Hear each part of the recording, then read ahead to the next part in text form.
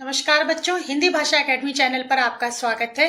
और आज हमने जिस प्रकरण को चुना है वह है पदबंध। क्लास 10th के लिए बहुत ही इंपॉर्टेंट टॉपिक। तो आइए समझते हैं पदबंध क्या है, कैसे पहचाने, इसके कितने प्रकार होते हैं। तो पदबंध समझने से पहले हमें यह समझना जरूरी है कि पद क्या होते हैं, और पद से पहले यह जानना जरूरी है कि शब्द क्या है।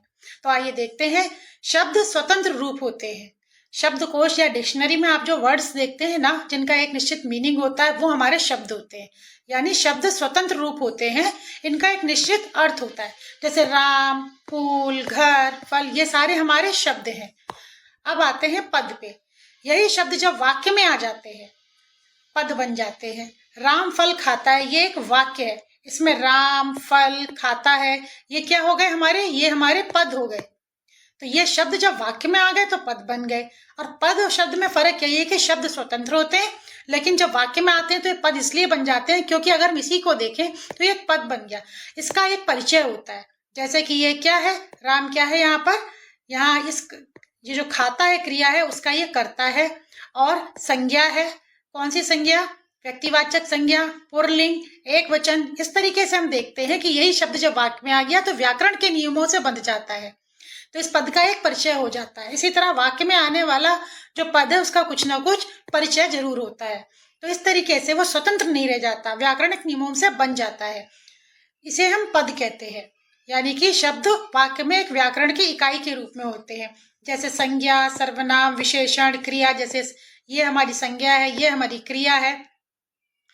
इस प्रकार से पद वाक्य में कुछ ना कुछ व्याकरणिक नियमों के अनुरूप ही एक दूसरे से जुड़े होते हैं। पदबंध, जब एक से अधिक पद मिलकर एक ही व्याकरणिक इकाई के रूप में कार्य करें तो उस वाक्यांश को पदबंध कहते हैं। यह हमें यह समझना चाहिए पद क्या है, ये तो हमें समझ में आ गया कि वाक्य में जब आते हैं शब्द तो पद बन जाते हैं। और बंध क्या है, ये एक बॉन्ड हो गया। यानी कि जब वाक्य में जो पद हैं वो आपस में मिलकर सामूहिक रूप से एक ही व्याकरणिक इकाई या तो संज्ञा के रूप में हो गए या फिर वो सर्वनाम पदबंध बना रहे हैं। यानी कि सारे शब्द मिलकर, एक से अधिक पद मिलकर पदबंध बनाना है ना।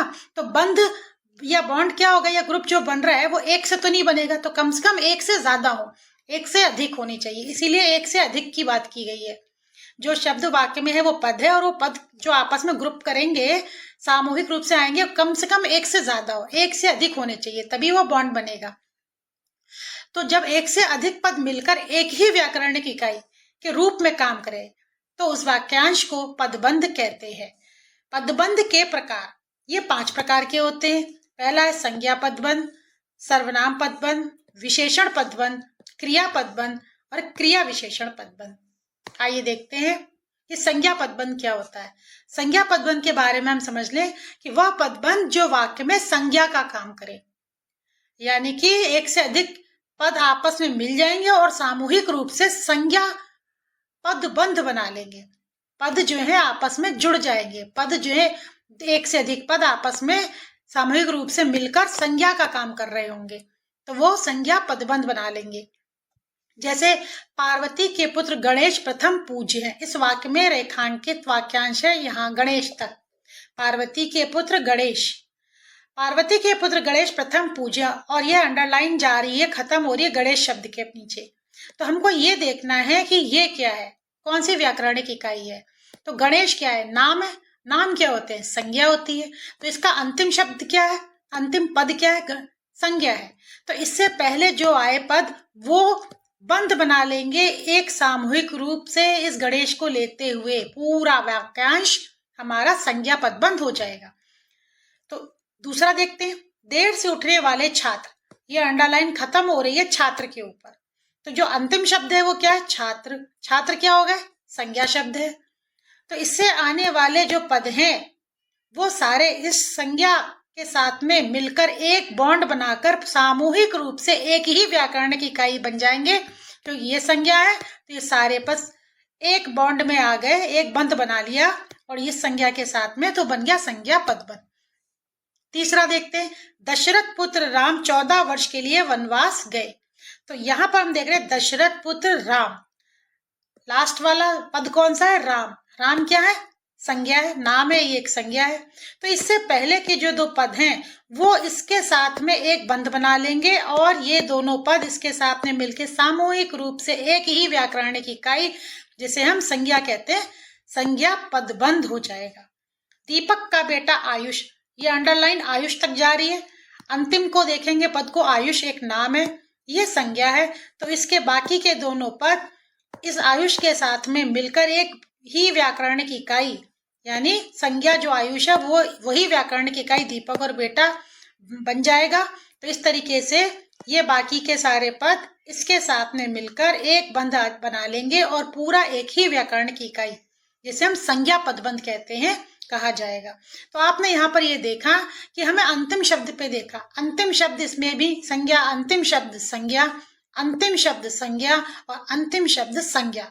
तो हमें रेखांकित जो लाइन है उसको देखना है कि अंतिम पद उसको कहाँ है, गणेश पे है, छात्र पे है, राम पर है और आयुष पे है, और ये सारे ही पद क्या है, संज्ञा है। तो इससे आने वाले सारे पद मिलकर संज्ञा पदबंध एक व्याकरणिक इकाई संज्ञा, और पद कई मिल गए तो बंध बन गया, पद बंध बनाते हैं। सर्वनाम पदबंध, सर्वनाम पदबंध क्या होते हैं, वह पदबंध जो वाक्य में सर्वनाम का काम करे सर्वनाम पदबंध कहलाता है। बच्चों आपको पता ही है कि सर्वनाम क्या होते हैं। सर्वनाम वे शब्द होते हैं जो संज्ञा की जगह पर लिखे या बोले जाते हैं। जैसे राम जाता है, यहाँ राम को अगर हटा दें तो हम बोलेंगे वह जाता है, तो वह क्या है, संज्ञा राम को हटाकर लिखा गया यानी वह अब सर्वनाम हो गया। तो यहाँ पर ये हो गया सर्वनाम। अब जब सर्वनाम आपस में मिलकर एक बंध एक व्याकरणिक इकाई सर्वनाम बन जाएगा और कई पद मिलके बंध बना ले तो पूरा पद हमारा सर्वनाम पदबंध बन जाता है। उदाहरण में समझते हैं, खाकी वर्दी में वह बहुत आकर्षक लग रही थी। रेखांकित वाक्यांश है खाकी वर्दी में वह। आपको पता है कि वह क्या है, सर्वनाम शब्द है। तो यहाँ पे लास्ट में जो आ रहा है पद वो है वह एक सर्वनाम पद है। तो इससे पहले वाले पद इस सर्वनाम के साथ में मिलकर क्या बना लेंगे, एक सर्वनाम पदबंध। ये पद और ये, क्योंकि अंतिम पद सर्वनाम है तो इससे आगे वाले भी जो पद है इसी के साथ एक सामूहिक रूप से एक ही व्याकरणिक इकाई सर्वनाम और पद आपस में मिल गए तो पद का बंध बन गया, सर्वनाम पदबंध। मेरे लिए उन्होंने उपहार भेजा। अब ये अंडरलाइन खत्म हो रही है उन्होंने के नीचे। उन्होंने क्या है, ये लास्ट वाला पद क्या है, सर्वनाम है। तो इससे पहले वाले पद भी इसके साथ मिलकर एक ही व्याकरणिक इकाई सर्वनाम और पद आपस में दो मिल गए तो बन गया पदबंध, सर्वनाम पदबंध बन गया। ठंड के मारे वह कांपने लगी। यहाँ पे अंडरलाइन खत्म हो रही है वह के नीचे। वह हमारा सर्वनाम है तो इससे पहले के पद इस सर्वनाम के साथ में मिलकर सर्वनाम पदबंध बना लेंगे। बड़ी मेहनत व लगन से वह परीक्षा की तैयारी में जुट गया। बड़ी मेहनत व लगन से वह, अंडरलाइन खत्म हो रहा है वह के नीचे। वह हमारा क्या है, सर्वनाम। तो इससे पहले के जो पद हैं वह इस सर्वनाम के साथ में मिलकर एक ही व्याकरणिक इकाई सर्वनाम पदबंध बना लेंगे। ये पद एक ही व्याकरणिक इकाई के रूप में सर्वनाम पद मिल गए, बंध बन गया। और कौन सा बना, सर्वनाम था, तो ये पूरा की पूरा सर्वनाम पदबंध बना लेते हैं। और एग्जाम्पल देखते हैं, तेज हवाओं के चलते सब कुछ उड़ गया। कुछ क्या है, अनिश्चयवाचक सर्वनाम है हमारा। कुछ क्या है, सर्वनाम शब्द है, अनिश्चयवाचक सर्वनाम। तो क्योंकि अंत में सर्वनाम है तो इससे पहले वाले सारे पद एक ही व्याकरणिक इकाई जो हमारी जो है सर्वनाम है, तो ये बाकी के भी सारे पद इसी सर्वनाम के साथ में मिलकर एक ही व्याकरणिक इकाई के रूप में काम करेंगे। सर्वनाम का काम करेंगे, कई पद आपस में मिल गए तो ये सर्वनाम पदबंध बनाते हैं। सबसे तेज दिमाग वाले आप आज हार गए। ये अंडरलाइन खत्म हो रही है आपके नीचे। आप क्या है, एक सर्वनाम। आप क्या है, सर्वनाम है।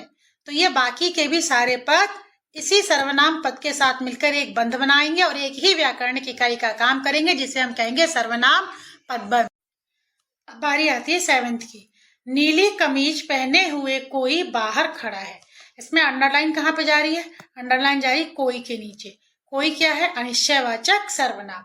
ये सर्वनाम है तो इससे पहले आए हुए सारे पद इस सर्वनाम के साथ मिलकर एक बंध बना लेंगे और ये बन जाएगा पूरा एक ही व्याकरण की इकाई, जिसे हम कहेंगे सर्वनाम पदबंध। विशेषण पदबंध।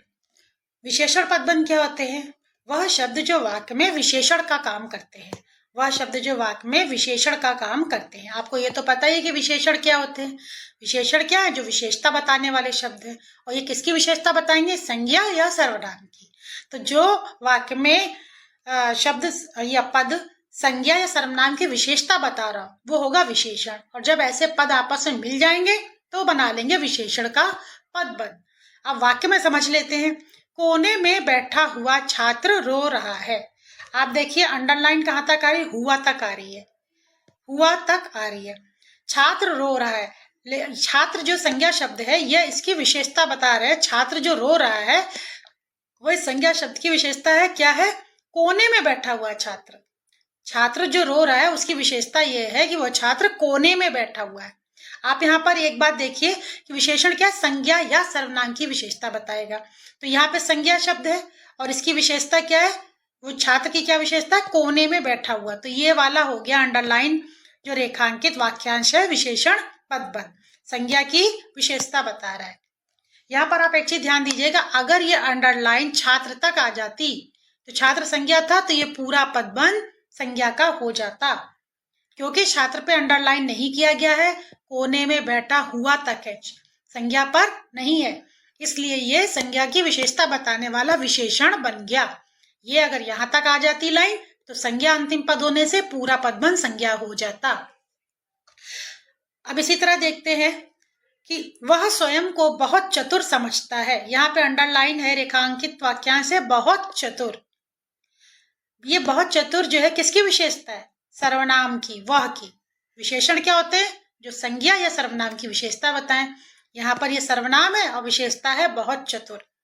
तो ये हो गया हमारा सर्वनाम की विशेषता बताने वाला वाक्यांश।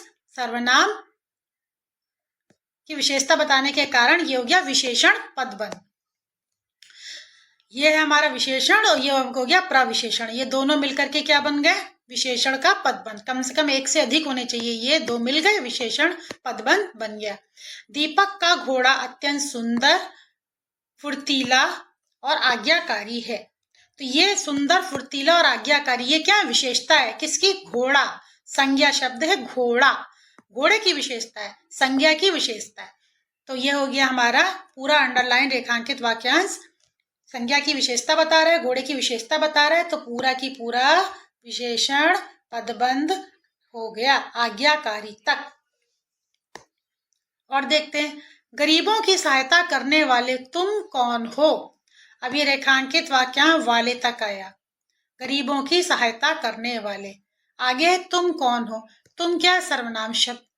तुम कौन हो, जो ये तुम है उसकी विशेषता है कि वो कौन है? गरीबों की सहायता करने वाला। सर्वनाम की विशेषता क्या है?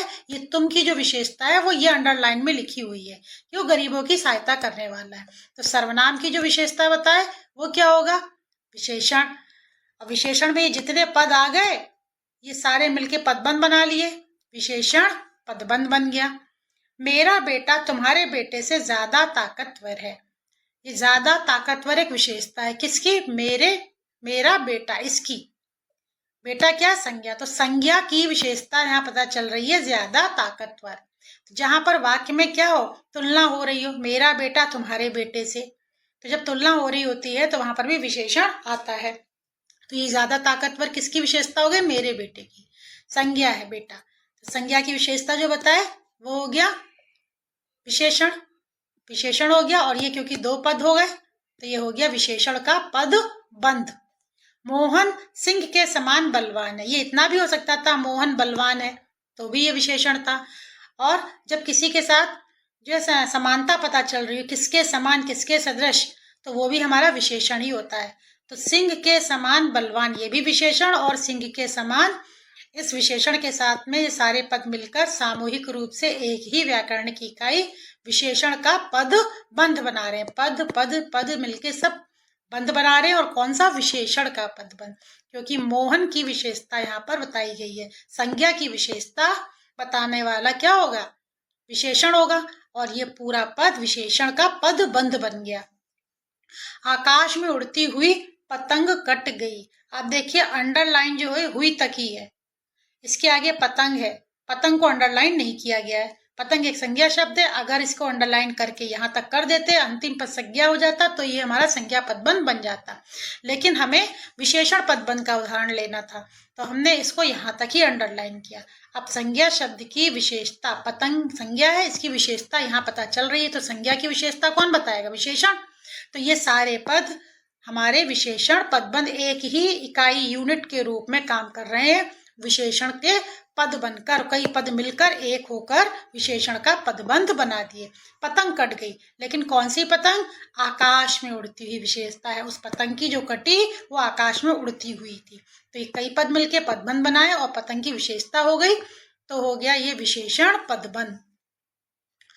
अच्छा, एक चीज और यहाँ देखते हैं कि आपने देखा कि जो हमारे विशेषण पदबंध है वो क्या है? यह सर्वनाम से पहले भी आए हैं और यहाँ पर देखिए पीछे आया है, यहाँ पे संज्ञा के बाद आया है, यहाँ पर संज्ञा के पहले आया है।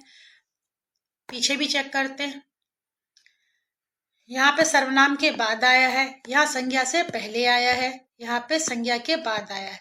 यानी कि आपको यह समझ में आया होगा कि जो विशेषता बताने वाले शब्द हैं या विशेषण के जो पदबंध हैं वो संज्ञा के या सर्वनाम के पहले भी आ सकते हैं, संज्ञा या सर्वनाम के बाद में भी आ सकते हैं। ठीक है। अब आता है क्रिया पदबंध। आज बारिश हो रही है, तो क्रिया क्या है? क्रिया वाक्य में जो काम हो रहा है वो क्रिया होगी, और जब क्रिया के कई पद मिल जाएं तो सामूहिक रूप से एक पदबंध बनाएंगे, उसे क्रिया पदबंध कहेंगे। आज बारिश हो रही है, तो इसमें बारिश होना क्रिया है, रही है क्रिया है, मुख्य क्रिया और सहायक क्रिया, ये सारी क्रियाएं मिलकर के एक यूनिट, एक व्याकरण की इकाई क्रिया पदबंध बना रही है। पद, ये पद सब मिल गए, मुख्य क्रिया और सहायक क्रिया सब मिलकर एक ही क्रिया का पदबंध बना लिया, पूरा एक बॉन्ड बना के ये क्रिया का पदबंध हो गया। वह सुबह से पत्थर तोड़ रही है, मुख्य क्रिया तोड़ना, रही है सहायक क्रिया, तो ये सारी क्रियाएं मिलकर के एक ही व्याकरण की इकाई क्रिया का पदबंध, पद पद मिलके बंध के पदबंध बना लिया। ये भी क्रिया, ये भी क्रिया, क्रियाएं मिल गई, क्रिया का पद बंध बन गया। भीड़ दौड़ी चली आ रही थी, इसमें थी भी क्रिया है, रही भी क्रिया है, आ भी क्रिया है, चली दौड़ी चली, तो ये सारे की सारी क्रियाएं मिलकर, यहाँ से यहाँ तक सारी क्रियाएं मिलकर क्रिया का एक, सारे पद मिलकर एक क्रिया पदबंध बना लेते हैं। वह दिल्ली पहुंच चुका होगा, पहुंचना, चुका होगा, ये सारी क्रियाएं हैं, क्रियाएं मिलकर क्या बना लिया? क्रिया का, ये सारे पद मिलकर क्रिया के पद बंध हो गए, सारे पद हो गए मिलकर एक क्रिया का पदबंध बन गया। पहुंचना, चुका होगा, मुख्य क्रिया, सहायक क्रिया मिलकर एक क्रिया पदबंध बन गया। वह गीत गाता ही चला गया, गाता ही चला गया, ये क्या हो गया? चला गया, सब क्रिया है, गाता ही चला गया, सब मिलकर एक क्रिया का पदबंध बना रहे हैं। मेरी माँ मुझे कहानियां सुनाया करती थी, सुनाना, करना, थी, ये सारी क्रियाएं हैं, तो सुनाया करती थी, ये सारी क्रियाएं मिलकर एक क्रिया का पदबंध बना लेती हैं, इसे हम कहते हैं क्रिया पदबंध। ये पद मिलके बंध बन गया, सामूहिक रूप से एक ही व्याकरण की इकाई हो गई, वो है क्रिया। ये भी क्रिया, ये भी क्रिया, ये भी क्रिया, सब क्रियाएं मिलकर क्रिया का पदबंध बन गया। अब आता है क्रिया विशेषण पदबंध, इसे हम अव्यय पदबंध भी कह सकते हैं। तो यहाँ पर आप लोग ये जान लीजिए अव्यय क्या होता है।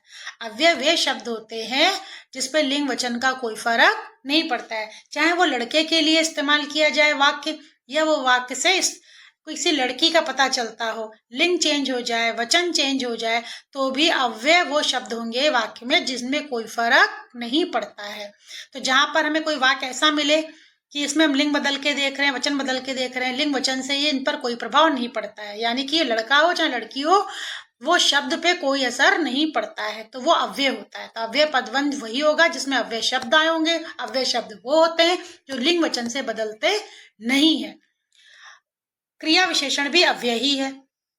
आपको वाक्य में अगर कोई क्रिया विशेषण या अव्यय पदबंध आएगा तो उसमें से या तो आपको क्रिया विशेषण ऑप्शन में मिलेगा या अव्यय पदबंध मिलेगा, इन दोनों में से ऑप्शन में एक ना एक चीज होगी। अगर एक संज्ञा, एक विशेषण है और एक सर्वनाम है, और एक क्रिया विशेषण पदबंध या अव्यय में से एक तो आपको लिखा मिलेगा। अगर उस वाक्य में ये है तो अव्यय वही होंगे जिसपे कोई फर्क नहीं पड़ता लिंग वचन का, वो बदलते नहीं है।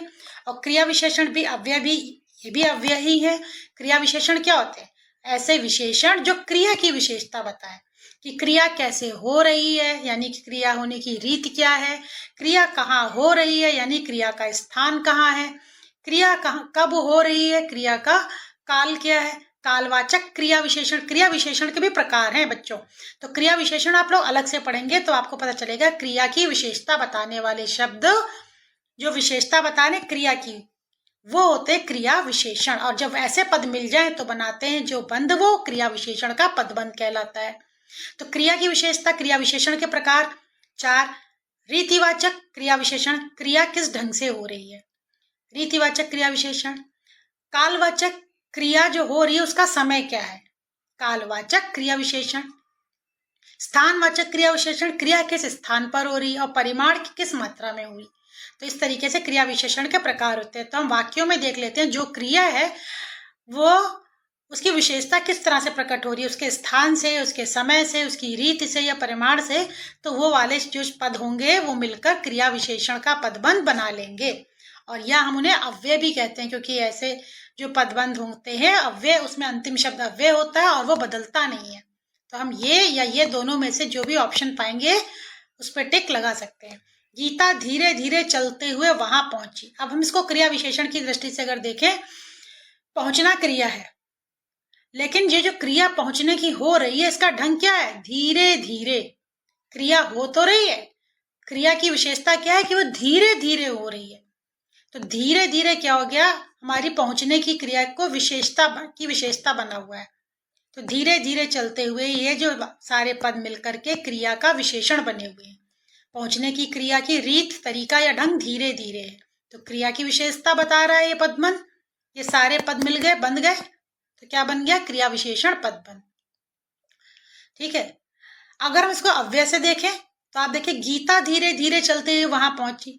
अव्यय में क्या होगा, लिंग वचन से कोई फर्क नहीं पड़ेगा। यहाँ पे स्त्रीलिंग है, हम यहाँ पुरलिंग कर लेते हैं, गीता की जगह राम कर लेते हैं।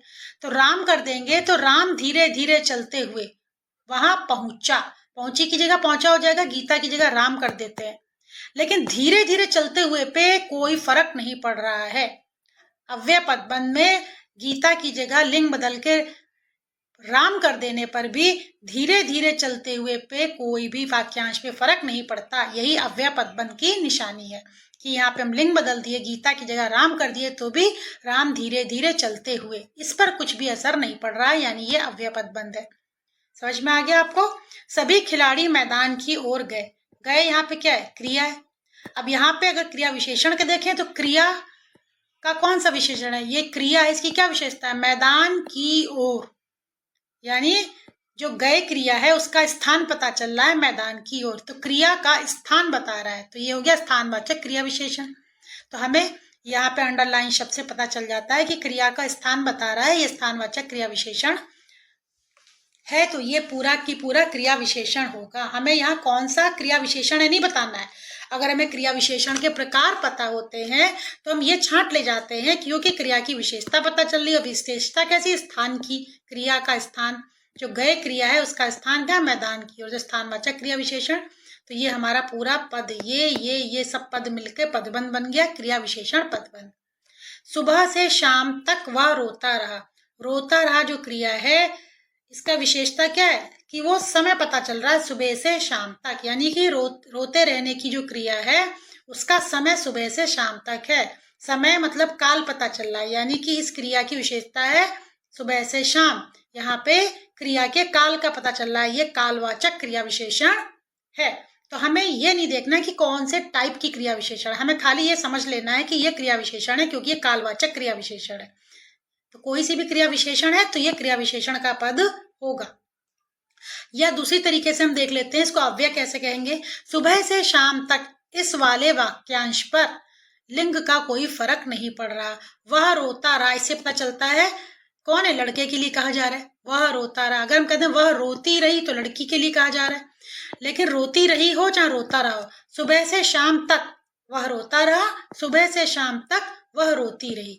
तो सुबह से शाम तक तो कोई फर्क नहीं पड़ रहा है, इसलिए यह अव्यय पदबंध है। सांप धीरे धीरे रेंगते हुए बिल में जा घुसा। बिल में जो घुसने की क्रिया हो रही है, घुस गया, ये जो क्रिया है इसकी यहाँ रीति या तरीका या ढंग क्या था, धीरे धीरे था। क्रिया जो हुई घुसने की, उसकी तरीका या रीति जो थी धीरे धीरे हुई रेंगते हुए। तो धीरे धीरे रेंगते हुए ये इस क्रिया की विशेषता बता रहा है, इसलिए ये क्रिया विशेषण पदबंध है। गीता 2 दिन के अंदर आ जाएगी, आ जाएगी यह है क्रिया। इस क्रिया के का समय पता चल रहा है 2 दिन के अंदर। तो 2 दिन के अंदर ये क्रिया जो आ जाएगी, क्रिया की विशेषता हो रही है ये कि वो 2 दिन के अंदर होगी। 2 दिन के अंदर मतलब समय का पता चल रहा है, काल का पता चल रहा है। ये जो क्रिया है इसका काल पता चल रहा है 2 दिन के अंदर, तो यानी कालवाचक क्रिया विशेषण यानी क्रिया विशेषण। अगर हम यहाँ पे लिंग बदल दें, गीता की जगह कोई राम कर दें, तो राम 2 दिन के अंदर आ जाएगा। तो 2 दिन के अंदर पे कोई फर्क नहीं पड़ रहा है, इसको हम अव्यय पदबंध कह सकते हैं। बालक छत के ऊपर लेटा है, लेटने की क्रिया का स्थान पता चल रहा है। क्रिया का स्थान स्थानवाचक क्रिया विशेषण, तो छत के ऊपर क्या है, क्रिया विशेषण। और कौन से टाइप का, स्थानवाचक। तो हमें स्थानवाचक तो हम अपनी नॉलेज के लिए, पकड़ने के लिए ये इस्तेमाल कर रहे हैं, हमको सिर्फ क्रिया विशेषण लिखना है, हमें स्थानवाचक नहीं लिखना है। लेटा है ये क्रिया की विशेषता है कि यहाँ पर इसका स्थान दिया हुआ है, स्थानवाचक क्रिया विशेषण यानी कि ये क्रिया विशेषण का पदबंध है। या हम अव्यय भी है, ये बालक की जगह बालिका कर दीजिए। बालिका छत के ऊपर लेटी है, तो छत के ऊपर जो वाक्यांश है इस पर कोई असर लिंग बदल देने से नहीं पड़ता। बालक की जगह बालिका कर दें तो भी छत के ऊपर वाक्यांश पे फर्क नहीं पड़ता। बालक छत के ऊपर लेटा है, बालिका छत के ऊपर लेटी है, तो छत के ऊपर हमारा अपरिवर्तित रहता है, इसलिए यह अव्यय हो गया। राम प्रतिदिन टहलने जाता है, सीता प्रतिदिन टहलने जाती है, तो प्रतिदिन वर्ड पे फर्क नहीं पड़ता, अव्यय पदबंध या क्रिया की विशेषता पता चलती है कि टहलने जाता है कि जो टहलने जाने की जो क्रिया है, ये क्रिया क्या हो रही है, क्रिया का समय पता चल रहा है कि वो प्रतिदिन हो रही है, कालवाचक क्रिया विशेषण हो गया। क्रिया प्रतिदिन हो रही है, समय बता रहा है ना, प्रतिदिन समय बता रहा है, तो क्रिया विशेषण या फिर अव्यय प्रतिबंध कह सकते हैं, क्योंकि प्रतिदिन शब्द पे फर्क नहीं पड़ता। राम की जगह लिंग बदल के सीता करने पर भी इस शब्द पे फर्क नहीं पड़ता। और अब बारी आती है 8वें वाक्य की, गीता सामान के साथ चली गई। इस वाक्य में बच्चों क्रिया है चली गई। अब ये क्रिया जो हो रही है, इसमें जो अंडरलाइन जो है वो खत्म हो रहा है के साथ के ऊपर। के साथ क्या है हमारा, अव्यय। अंतिम पद हमारा रेखांकित जितने वाक्यांश है उसमें अंतिम पद हमारा के साथ, ये अव्यय है। और अव्यय आपको पता ही है क्या होते हैं, जिसपे लिंग और वचन का फर्क नहीं पड़ता। यानी स्त्रीलिंग है ना गीता, गीता की जगह हम कोई दूसरा लिंग ले लें, राम ले लेते हैं, पुल्लिंग ले लेते हैं, तो राम सामान के साथ चला गया, तो सामान के साथ इस पर कोई भी चेंज नहीं हो रहा है, क्योंकि अव्यय बदलते नहीं है। लिंग वचन बदल जाए तो भी अव्यय बदलते नहीं है, इसलिए ये रेखांकित वाक्यांश जिसमें अंतिम पद अव्यय है, तो यह वाक्य में रेखांकित वाक्यांश अव्यय पदबंध होगा। उम्मीद करते हैं कि अब आपको पदबंध संबंधी प्रश्नों में कोई दिक्कत नहीं होगी। आपको वीडियो अच्छी लगी है तो आप उसको लाइक कीजिए, सब्सक्राइब कीजिए और कमेंट सेक्शन में जरूर लिख के बताइएगा अपनी राय, ये हमारे लिए बहुत ज़रूरी होती है। और तब तक के लिए बाय बाय। पूरा वीडियो देखिए, थैंक यू।